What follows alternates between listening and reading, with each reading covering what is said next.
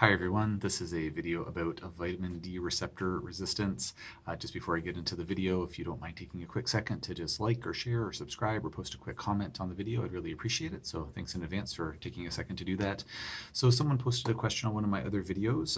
It was the video I posted on YouTube about vitamin D receptor resistance for my Overcoming Chronic Illness podcast. I interviewed one of my colleagues out in BC, Dr. Sanjay Tamburik, and we talked all about vitamin D receptor resistance. To my knowledge, she's kind of the consummate authority on vitamin D resistance in Canada, and she's been working with this condition for quite a long time, so I was really happy to have a chance to interview her, and I'm very appreciative to her because she has taken some time out of her busy schedule to talk to me about it and kind of coach me on learning more about vitamin D receptor resistance and how to manage cases, because it's something that's been relatively new in my practice. It's only been on my radar for the last 6 months or so, maybe 7 months now. So someone posted a question on the video, as mentioned, about the question is, or a statement really, but I think there's a question built within there. So it says, I have mast cell activation, and I've been taking 10,000 international units of vitamin D daily for a year, and my parathyroid hormone levels have increased and my calcium has decreased, so wondering if maybe a higher dose of vitamin D would be better. So as per usual, nothing that I'm saying should be construed as medical advice. This is for informational purposes only. If you need medical advice, please talk to your healthcare provider to get that advice. So this would actually be a really interesting question to pose to Dr. Tamburik. Hoping to chat with her again at some point, maybe on a future podcast episode, because that's not something that I've seen in practice so far. So far, when folks are taking higher doses of vitamin D, consistently their parathyroid hormone levels have come down when they get to a high enough dose of vitamin D. To date, I haven't seen any impact whatsoever on calcium levels. So even though vitamin D, if too much is taken, it can cause hypercalcemia, so too much calcium in the blood. Haven't seen that happen to date, even in folks who are taking quite robust doses of vitamin D.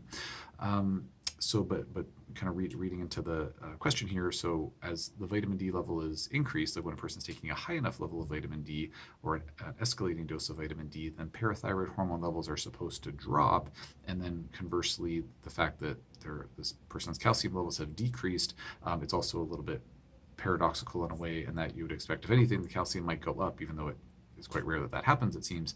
Now, when it says calcium decreased, does it actually become deficient, or is it just lower in the reference range?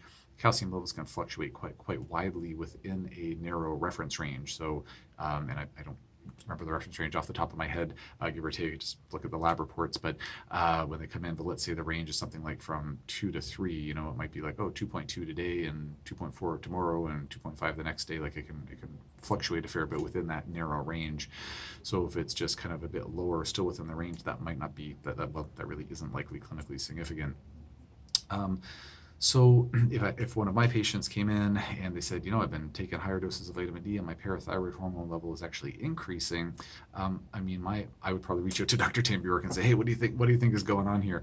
But my speculation would be that if a person's been taking 10,000 IUs of vitamin D, or like a robust dose of vitamin D for quite a long time, and then over the span of that year, their parathyroid hormone level is going up, what I would wonder is if depending on what's going on with the rest of their health, if their health issues are progressing, kind of getting worse, it may be that the vitamin D receptor resistance is actually getting worse, and so even that robust dose of 10,000 IUs might not be quite enough to be keeping them treading water with their current level of vitamin D receptor resistance, because the playing field can change over the course of time.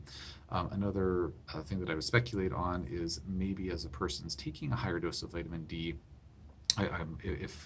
if this is something that played out in practice, that as the higher dose of vitamin D is actually helping the receptors to work better, that the body might be saying, I need even more of that vitamin D. And so because as things heal, then the demands of the body can get higher and higher. Just as an example, a person might say, I feel really good on vitamin B12. I start taking some methylcobalamin and I'm feeling better. And they have this honeymoon period, and then they don't feel as good on it. They're like, why is it kind of wearing off? So they need a higher dose, not because they're developing a dependency on it, but because their body actually needs more B12 because there's more cellular replication happening, more methylation happening. The body needs more of that resource.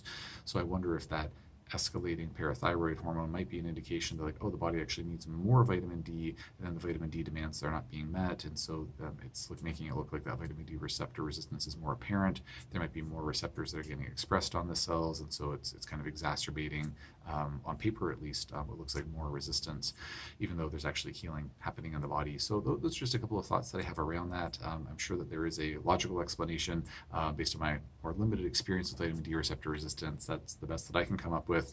But when I have a chance to talk to Dr. Tim Bjork again, I will ask her this question because I'd like to know what she has to say about it. So thank you for posting the comment, which again, I kind of extracted a question from it, but wanted an excuse to talk about vitamin D receptor resistance because I think it's a really fascinating, important topic.